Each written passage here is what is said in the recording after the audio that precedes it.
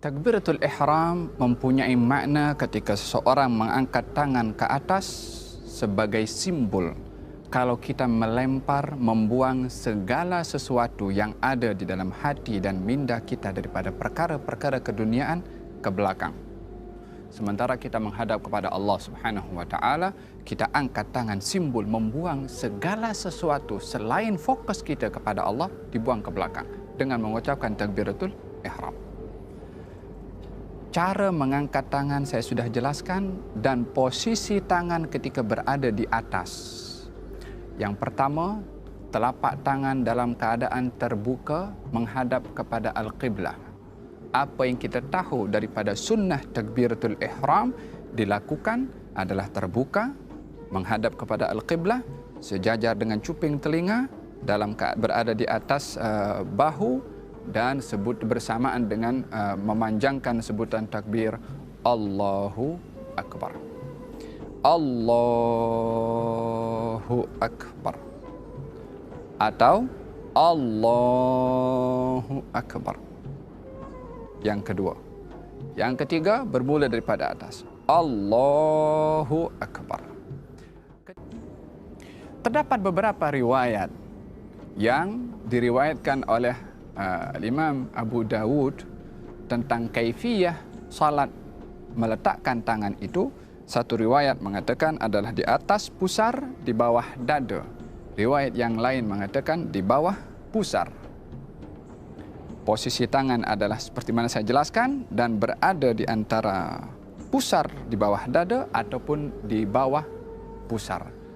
Dalam riwayat yang lain dikatakan juga adalah tepat kepada dada dan dilekatkan ke dalam dada. Tapi yang menjadi pegangan dalam mazhab Imam Syafi'i adalah antara di atas pusar dan juga di bawah dada, atau dalam mazhab Imam Maliki adalah di bawah pusar, atau mazhab Imam Abu Hanifah.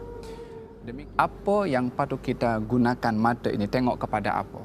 Tengok kepada hadapan, tengok kepada bawah, ataupun tengok kepada apa? Kalau kita salat di Kaabah, di Masjidil Haram, maka kalau kita nampak kepada Al-Kaabah, mata kita melihat kepada Al-Kaabah dengan penuh mentakzimkan kepada Al-Kaabah. Tetapi bila mana salat di tempat yang kita tidak nampak kepada Al-Kaabah, maka kita melihat kepada maudhi' as-sujud. Tempat kita sujud itulah mata melihat ke tempat sujud. Posisi tangan ketika ruku' adalah tepat di atas lutut dan jari-jari lurus ke bawah. Kalau diangkat dia menghadap kepada Al-Qiblah. Ini baru posisi telapak tangan ketika ar-ruku'. Yang kedua adalah posisi badan kita ketika ruku' dengan leher kita adalah sejajar. Yakni kalau kita berada dalam keadaan ruku' adalah berada dalam keadaan kalau diletakkan sesuatu di atas belakang kita, maka tidak akan jatuh sesuatu itu karena badan kita adalah datar dan rata.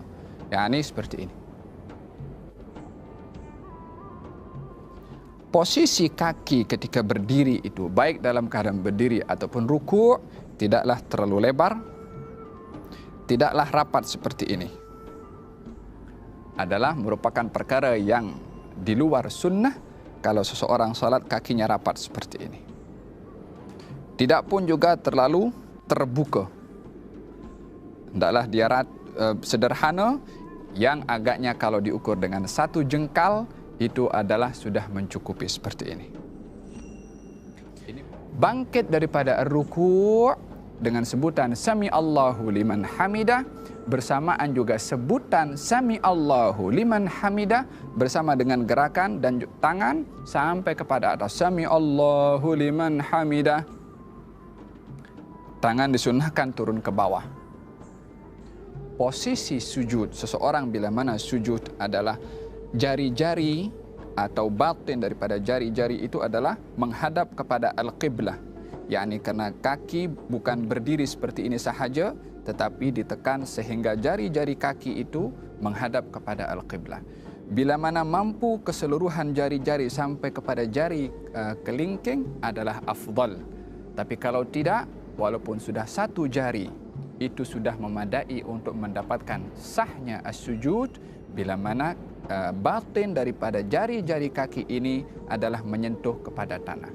Yang tidak diperbolehkan adalah bila mana posisi kaki seperti ini.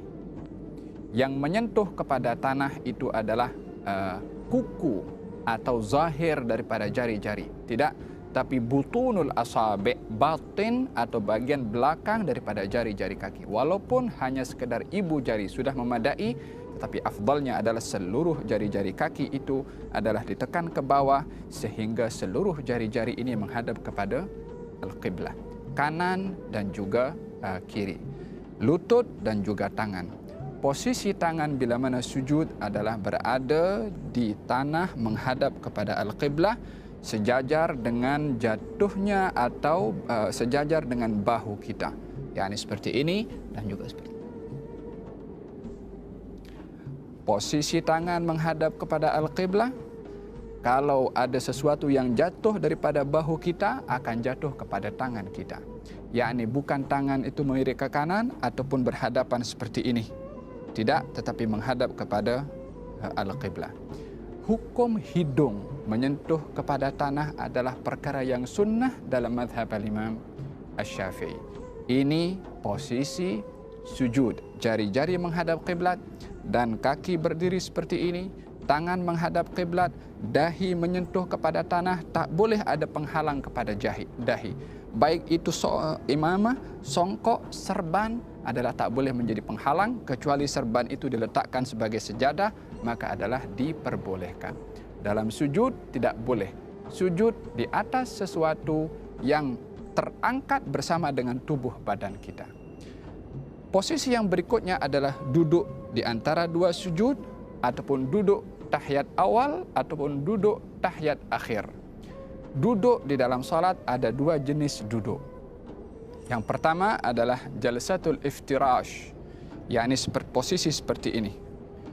Yakni bahagian belakang kita duduk di atas telapak kaki bahagian kiri. Sementara kaki kanan dan jari-jarinya tetap menghadap kepada al-qiblah seperti ini. Duduk seperti ini disunnahkan pada tahiyat awal, pada duduk di antara dua sujud dan juga duduk istirahat. Dalam tiga kaifiyah atau setiap duduk yang tidak ada salam setelahnya, maka disunnahkan duduk iftirash seperti ini. Apakah iftirash? Duduk di atas telapak kaki kiri sementara kaki kanan berdiri tegak. Adapun duduk yang kedua namanya duduk tawarruk, iaitu duduk pada saat seseorang setelah duduk itu akan salam. Maka posisinya berbeza. Kaki kiri masuk ke dalam. Dan kita duduk terus menyentuh kepada tanah, sementara posisi kaki kanan adalah tetap seperti ini, jari-jari menghadap kepada al-qiblah. Tidak seperti ini, ataupun tidak pun seperti ini. Duduk seperti ini juga tidak termasuk daripada yang disunnahkan di dalam as-salah, yang kalau seseorang duduk seperti ini bukanlah dikatakan salatnya itu terbatal, akan tetapi tidak melakukan sunnah di dalam as-salah. Dalam tahiyat akhir adalah duduk dalam keadaan jari kaki kanan menghadap qiblah, kaki kiri masuk dalam, dan juga bahagian belakang ini duduk menyentuh kepada tanah. Posisi tangan ketika berada dalam keadaan at-tahiyyat adalah baik tahiyat awal ataupun tahiyat akhir, jari-jari kiri berada pada bahagian lutut paha kiri dan jari-jari kanan berada dalam keadaan digenggamkan seperti ini, kecuali dua jari, jari telunjuk dan juga jari atau ibu jari. Jari telunjuk dan juga ibu jari. Cara yang digalakkan atau disunnahkan dalam mazhab al-Imam Syafi'i adalah bila mana seseorang itu ingin mengangkat ataupun at-tahiyat, katalah tahiyat awal atau tahiyat akhir, posisi telapak tangan kiri berada tepat pada lutut, telapak tangan tepat juga berada pada lutut, tiga jari daripada tangan kanan digenggamkan, kecuali ibu jari dan juga jari telunjuk yang berada dalam posisi seperti ini. At-tahiyyatul mubarakatus salawatut tayyibatu lillah. Assalamu alayka ayyuhan nabiyyu wa rahmatullahi wa barakatuh. Assalamu alayna wa ala ibadillahis salihin. Ashhadu an la ilaha illallah. Bila mana sebut illallah, barulah tangan atau jari-jari telunjuk ini diangkat dan jari atau ibu jari berada di dalam dua keadaan. Boleh seperti ini, yakni menyentuh kepada jari telunjuk di bawah, ataupun boleh seperti ini, yakni menyentuh kepada jari yang tengah. Posisi ibu jari boleh menyentuh jari tengah, atau posisi ibu jari boleh menyentuh kepada jari telunjuk. Ini posisi kepada ibu jari. Adapun jari telunjuk berada dalam keadaan diangkat, tidak terlalu diangkat seperti begini, ataupun tidak lurus tetapi menunduk ke bawah sedikit. Asyhadu an la ilaha illallah, atau begini atau begini. Dua kaifiyah ini adalah ada di dalam cara melakukan at-tahiyyat. Perlukah seseorang menggerakkan jari-jarinya ketika berada dalam keadaan tahiyat awal atau tahiyat akhir? Di dalam hadis ada dua riwayat disebutkan kalau baginda Rasulullah tidak menggerakkan, dan dalam riwayat yang lain diberitahukan kalau Rasulullah menggerakkan. Dua riwayat ini zahirnya bertentangan, tetapi pada hakikatnya tidak bertentangan. Maksud daripada tidak menggerakkan dalam riwayat yang pertama adalah tidak menggerakkan berkali-kali. Maksud daripada menggerakkan dalam riwayat yang kedua adalah menggerakkan sekali. Yakni menggerakkan dalam bahasa Arab itu yuharriku. Yuharriku difahami dengan dua makna. Makna yang pertama, menggerak-gerakkan. Kalau menggerak-gerakkan, ini yang dipakai oleh sebahagian pandangan yang mereka bila mana tahiyat menggerakkan berkali-kali. Disebabkan memahami hadis itu dengan fahaman menggerak-gerakkan, maknanya lebih daripada sekali. Yang memahami hadis itu menggerakkan sahaja, maknanya sekali sahaja, daripada atas daripada bawah ke atas. Asyhadu an la ilaha illallah, maknanya dia juga pun menggerakkan. Maka dalam hal ini, dalam mazhab Imam Syafi'i, yang menjadi pegangan adalah menggerakkan sekali sahaja, juga sesuai dengan hadis Nabi Muhammad sallallahu alaihi wasallam. Bila mana selesai daripada at-tahiyyat fil alamin innaka hamidum majid, disunnahkan seseorang tidak terus salam tapi membagi ruang sedikit. Fil alamin innaka hamidum majid. Bila mana nak mengucap assalam, assalamualaikum warahmatullah. Yani setelah sebutan kum baru menoleh ke kanan, dan setelah sebutan kum baru menoleh ke kiri. Tapi tidak bersamaan dengan sebutan assalamualaikum. Adalah tidak menepati kepada sunnah. Dan juga tidak perlu kita menggerakkan kepala berkali-kali. Assalamualaikum warahmatullah. Assalamualaikum warahmatullah. Gerakan ini bila mana 3 kali berturut-turut akan menyebabkan batalnya salat seseorang, karena perkara membatalkan salat adalah bergerak 3 kali berturut-turut. Jadi cara salam yang benar, assalamualaikum warahmatullah. Kembali kepada kiblat balik, assalamualaikum warahmatullah. Tidak pun daripada kanan terus menoleh ke kiri. Assalamualaikum warahmatullah. Kembali kepada kiblat, assalamualaikum warahmatullah.